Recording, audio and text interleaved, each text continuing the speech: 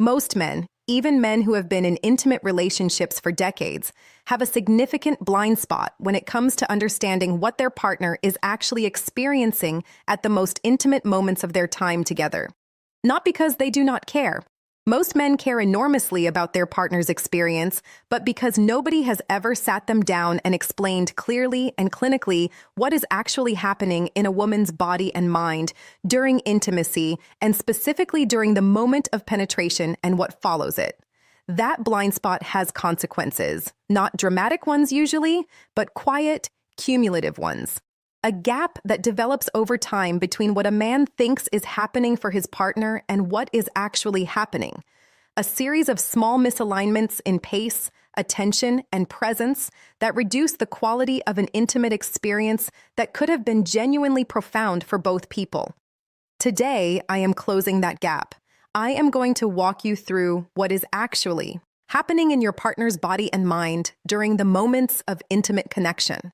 The physiological changes, the neurochemical shifts, the psychological dimensions of vulnerability and trust, and what she is genuinely experiencing in those moments that she may never have found quite the right language to describe. And I am going to tell you clearly and practically what understanding all of this means for how you show up in your intimate relationship. Before we get into the what women feel emotionally content, please subscribe to this channel and turn on your notifications if you have not already. Every week, I publish clinically grounded, genuinely useful content on men's sexual and relational health. Share this video with a man who deserves to have this understanding. And now let us begin. What is happening in her body before penetration and why this determines everything? To understand what a woman experiences during penetration, you first need to understand the physiological state her body needs to be in for that experience to be what it is capable of being. Because penetration experienced in a body that is fully and properly aroused is a qualitatively different experience from penetration experienced in a body that is not. And the difference is not subtle. Female arousal is a process that unfolds over time in a specific physiological sequence. It cannot be rushed without consequences. And understanding this sequence is the most important clinical knowledge a man over 60 can have about his partner's sexual experience. The process begins in the brain. Arousal is initiated by the nervous system in response to psychological, emotional, or physical stimulation, or some combination of all three. When arousal begins, the parasympathetic branch of the autonomic nervous system activates and drives increased blood flow to the pelvic region. This vascular response is the engine of everything that follows. As blood flow to the pelvic region increases, the clitoral complex, which includes not just the small external glands, but the full internal structure of cura and vestibular bulbs that extend along the vaginal canal, becomes engorged with blood. This engorgement increases emotional connection and trusts the sensitivity of every nerve ending in the region dramatically. The vestibular bulbs, which lie on either side of the vaginal opening and along the vaginal walls, expand and create a narrowing and heightening of sensation at the vaginal entrance. The vaginal walls begin producing lubrication through a process called transudate, where fluid is pushed through the vaginal walls by the increased blood pressure in the surrounding pelvic vascule. Adequate lubrication is both a sign of arousal and a functional requirement for comfortable and pleasurable penetration. Simultaneously, a process called vaginal tenting occurs. The upper portion of the vaginal canal lengthens and expands, increasing the total internal depth and creating space. The cervix, which sits at the upper end of the vaginal canal, lifts away from the vaginal opening as the uterus rises slightly within the pelvis. This tenting effect is essential because without it, deep penetration will cause the penis to contact the cervix directly, which for most women is uncomfortable to genuinely painful. The pelvic floor muscles, which in their resting state maintain a degree of tonic contraction, progressively relax as arousal deepens. This relaxation is what allows the vaginal opening to soften and widen, making penetration not just possible, but welcoming and pleasurable rather than resistant.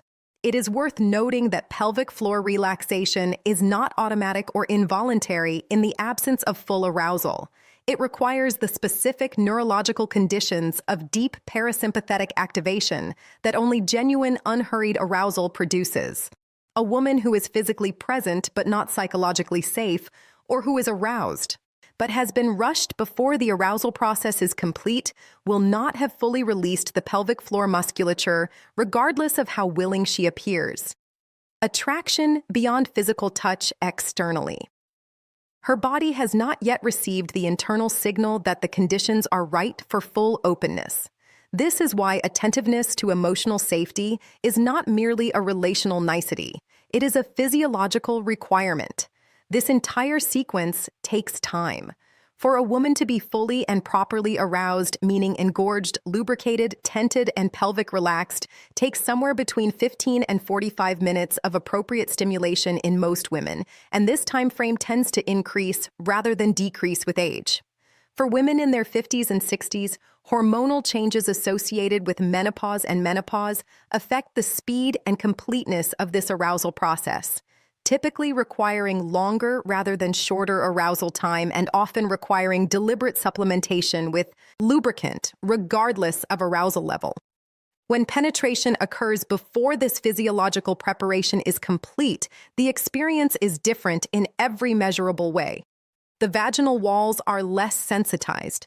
The tenting has not fully occurred, meaning depth of penetration causes discomfort.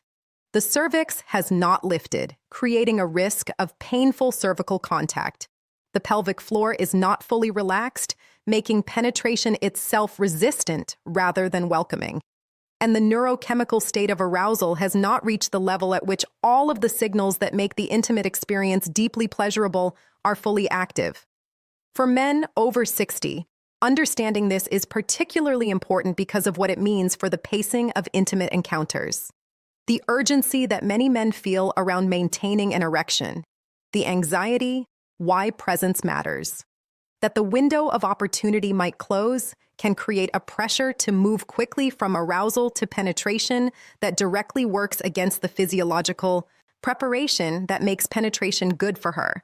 When a man rushes this process, he is not just being impatient. He is, without knowing it, ensuring a less satisfying experience for his partner than the same encounter could have provided with more patience and attentiveness. The practical implication is straightforward. Invest in the time. The 15 to 30 minutes of attentive, responsive foreplay that allow her body to complete the arousal process are not a preamble to the real event. They are a non-negotiable component of the real event, the part that determines whether what follows is genuinely pleasurable for her or merely tolerable. What she experiences during penetration, the physiology, and the psychology. When penetration occurs in a body that has been fully and properly aroused, the experience for a woman is neurologically and psychologically complex in ways that most men have never had explained to them. From a purely physical standpoint, the moment of initial penetration activates the dense concentration of nerve endings in the vaginal entrance and the engorged vestibular bulbs simultaneously. The vestibular bulbs, having filled with blood through the arousal process, are now pressed against the vaginal walls from the inside, which means that penetration creates indirect stimulation of the internal clitoral complex from within, in addition to any direct external clitoral stimulation that may be occurring. This is why penetration in female mind. During intimacy, a fully aroused woman produces sensation that is qualitatively different from and considerably more intense than penetration in a woman who is not yet fully aroused. The nerve structures that generate the most intense sensation are only fully sensitized and engaged after the complete arousal process has occurred. The pressure sensation of fullness that women describe during penetration is not merely a mechanical observation. It is a neurological event produced by the simultaneous engagement of multiple sets of nerve endings throughout the vaginal canal and pelvic floor, creating a distributed, deep sensory experience that is quite different from the localized surface intense sensation that characterizes external clitoral stimulation. Many women describe this internal sensation as grounding. The sense of something that settles and centers rather than excites and stimulates in the way surface sensations do. From a neurochemical standpoint, the moment of penetration during a desired, safe, emotionally connected, intimate encounter triggers an oxytocin surge. Oxytocin, sometimes called the bonding hormone, is the neurochemical most directly associated with feelings of trust, safety, connection, and profound emotional closeness. Its surge in this moment is not metaphorical. It is a documented biological event that produces a specific emotional state. A sense of being fully met by another person, of the gap between two separate individuals being bridged in a way that feels physically and emotionally complete. This is why the emotional and relational context of the intimate encounter has such a powerful effect on what a woman experiences during penetration. Oxytocin release is amplified by emotional safety and genuine connection when she trusts you, when she feels genuinely desired, rather emotional safety explained than merely used. When the relational environment between you is characterized by care and attunement, the neurochemical experience of penetration in that context is substantially richer than the same physical act in an emotionally cold or disconnected context. The practical implication is that the quality of your emotional presence in the time leading up to and during intimacy is not separate from her physical experience of it. It directly shapes her neurochemical experience. The man who is genuinely present, genuinely attentive, and genuinely invested in her experience is creating physiological conditions in her body through the amplification of oxytocin and the activation of her parasympathetic nervous system that produce considerably more pleasurable sensation than the same physical acts performed by a man who is distracted, hurried, or focused primarily on his own experience. The trust dimension, what she is giving you in that moment. There is something about the moment of penetration that most men have never been invited to think about from her perspective. And I want to address it directly because understanding it changes how a man shows up in intimate moments in a way that nothing else quite does. The physical vulnerability of penetration being entered by another person requires a degree of physical and psychological openness that has no male equivalent. To allow another person to enter your body requires trust, not just the general trust of a relationship, but the specific trust of being in a state of complete physical openness with another person who is larger and physically stronger than you. The body has to actively choose to be permeable rather than defended. The muscles of the pelvic floor, which in their natural resting state are protective and contained, have to fully release and open. This does not happen involuntarily when trust is hidden, signs of deep desire absent. The body knows the difference. For women over 50 who often carry the additional layer of body image anxiety that accompanies the physical changes of aging, this vulnerability is more consciously present than it may have been in younger decades. She is more aware of her own body. She is more aware of how she is being seen. And the degree to which she feels genuinely and specifically desired by you in this body at this age is directly relevant to how safe it is for her nervous system to be fully open. I want to say something here that I consider one of the most important things I share with the couples I work with. The physical changes of aging in women are real, and many women in their 50s and 60s have absorbed cultural messages suggesting that those changes make them less desirable, less worthy of intimate attention, less worth seeing. When a man of this age approaches his partner with genuine, specific, expressed desire for her as she actually is, the effect on her nervous system is profound. It tells her body that it is safe to be open, that the vulnerability is not a risk, but an invitation. And a body told that it is safe to be open is a body capable of experiencing pleasure that a defended, self-conscious body cannot access. When you approach this moment with genuine presence and genuine desire for her specifically, you are not just making her feel good emotionally. You are creating the neurological conditions under which her body can be fully open, fully responsive, and fully capable of experiencing the depth of pleasure that the encounter could offer. Emotional presence is not a courtesy. It is a physiological prerequisite.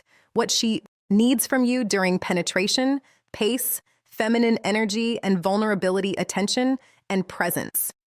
Now that you understand what is happening in her body and her mind, let me translate this into practical guidance for how to be present in these moments in ways that honor and amplify her experience. The first and most important thing she needs from you is pace. Specifically, she needs initial penetration to be slow. This is not about timidity or passivity, it is about anatomy. The vestibular bulbs and the pelvic floor musculature, even when fully aroused, need the gradual progression of penetration to communicate welcome and accommodation, rather than surprise and resistance. Beginning slowly with the first entry being gentle and shallow and deepening gradually over the course of 1 to 3 minutes gives her body the time to respond to each new increment of depth with appropriate neuromuscular relaxation and expanded arousal. Beginning too fast, regardless of how aroused she appears, compresses a process that is designed to unfold incrementally.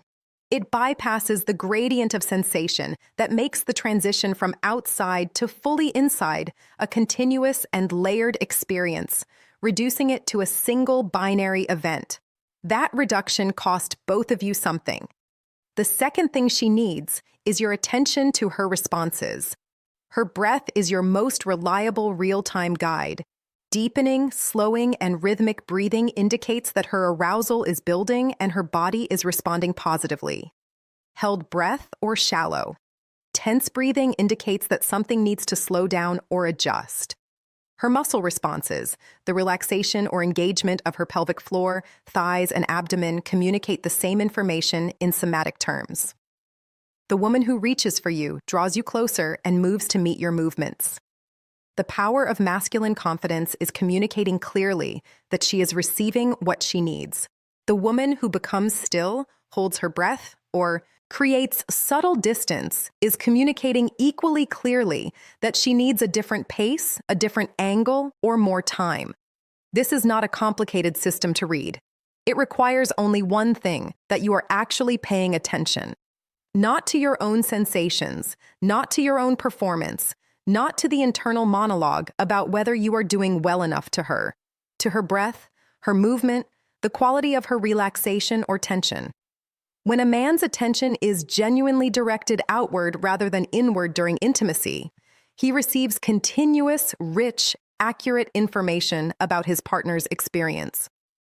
When it is directed inward toward performance monitoring and self-evaluation, he loses access to all of that information and is essentially operating blind.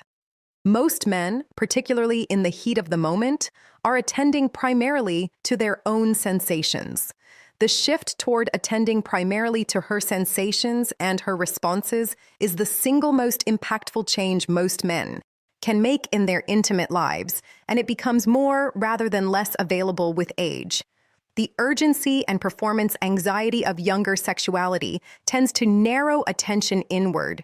The greater experience and reduced performance pressure of sexuality in the 60s and beyond opens the possibility of genuine outward attentiveness that younger men rarely access. The third thing she needs is your consistency once she is building toward orgasm. Female orgasm depends on the maintenance of a consistent stimulus pattern in the period approaching climax. The nerve endings and arousal pathways that are producing the building what makes women feel attached. Response lock into the specific stimulation pattern they are receiving. And any significant change in pace, depth, angle, or pressure in the final stages of arousal disrupts that pattern and can reduce or eliminate the orgasm that was building. When she communicates verbally or non-verbally that she is close, the most important thing you can do is maintain exactly what you are doing without variation. Do not speed up. Do not change angle. Do not introduce novelty. Simply maintain the consistent, attentive presence of exactly what has been working. This is one of the most common and most consequential mistakes men make. Changing technique at precisely the moment when consistency is the only thing required. The emotional aftermath. Why presence after matters as much as presence during the experience of intimacy for a woman does not end at the moment of orgasm or the moment of physical separation. The neurochemical state that penetration and intimacy have produced continues to influence her experience for a meaningful period afterward. And the quality of your presence in that period is directly relevant to the depth of connection she carries away from the encounter.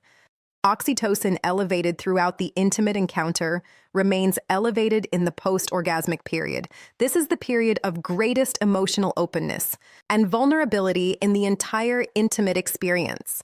It is also the period that women most consistently describe as the one in which they feel most or least connected to their partner, depending entirely on his behavior. A man who remains present after intimacy, who does psychological bonding, explained not immediately disengage, reach for his phone, or shift into practical logistics, who allows the warmth and closeness to continue for even a few unhurried minutes, is giving his partner something neurochemically meaningful. He is telling her, nervous system in the language that the nervous system most clearly understands. You are safe here. This connection is real, and you are not just used for a physical purpose. That message delivered consistently over the course of a relationship shapes the depth of her trust and openness in every subsequent intimate encounter. The inverse is also true.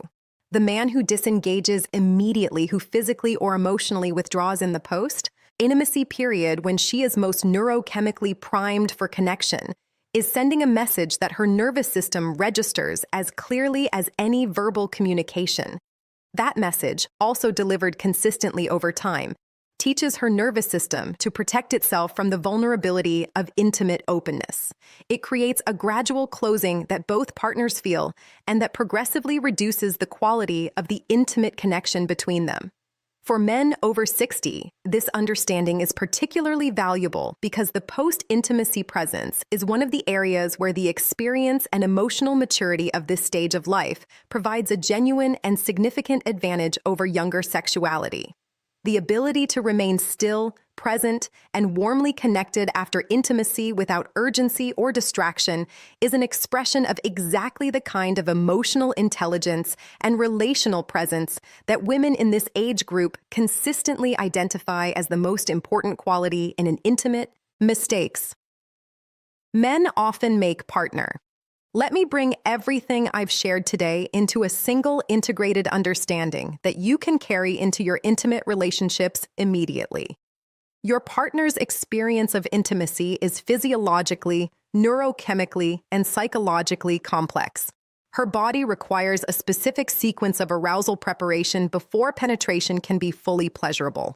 The experience of penetration itself engages the full internal clitoral complex and activates an oxytocin surge that is amplified by emotional safety and genuine connection.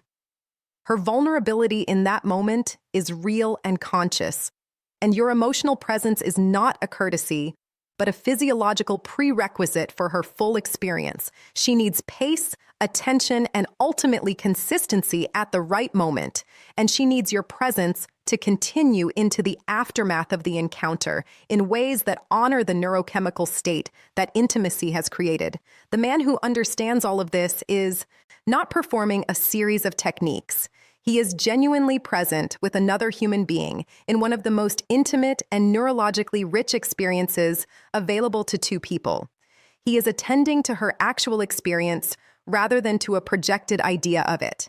He is offering final thoughts and advice, the kind of attentiveness and care that produces the deep cumulative intimacy that both partners in a long-term relationship are capable of, but that most couples never fully access. The integrated picture I have described today represents what genuinely skilled, genuinely present, intimate partnership looks like after 60. Not impressive athleticism or elaborate technique.